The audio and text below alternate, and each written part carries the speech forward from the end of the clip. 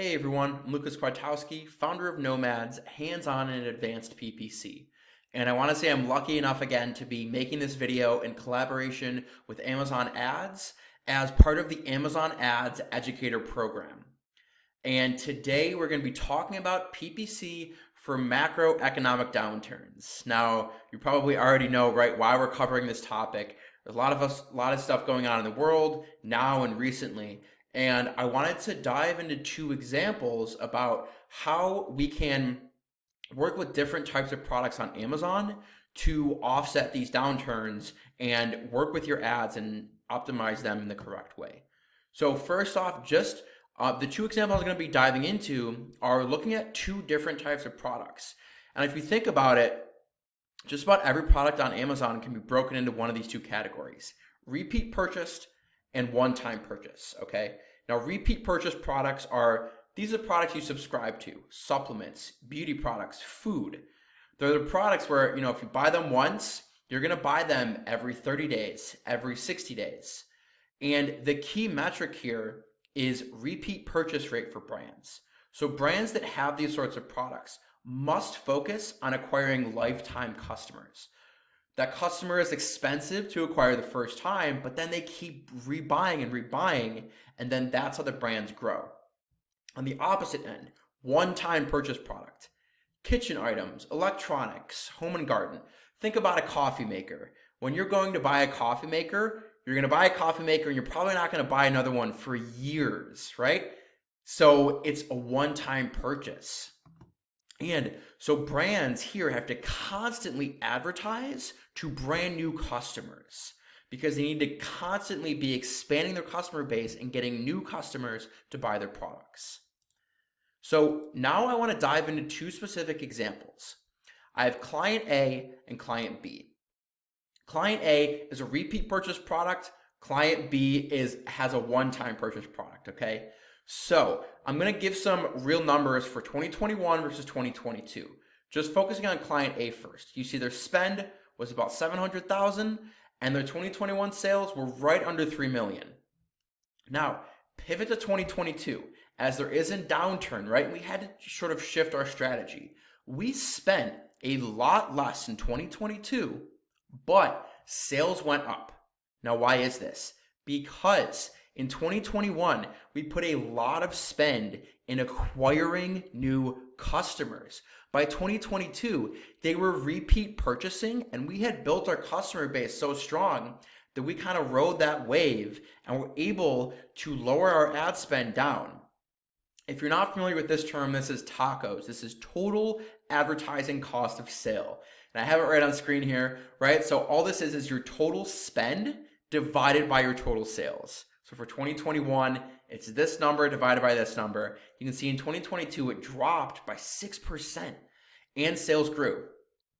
On the other side of things, client B, 2021 spend was very low and they had even a lot more sales, right? But we had to do the opposite thing. In 2022, they launched a lot of new products, okay? So here, a lot of their older products were struggling and they were becoming more competitive. So they had to launch new products to acquire these one-time purchased customers. So their sales grew in 2022, but we had to spend more to get there, to continue that growth. Because unlike client A, we couldn't rely on those repeat purchase customers. So first, when you're thinking about this, I'm going to dive into examples here. You need to think which one of these categories that you fall into on Amazon.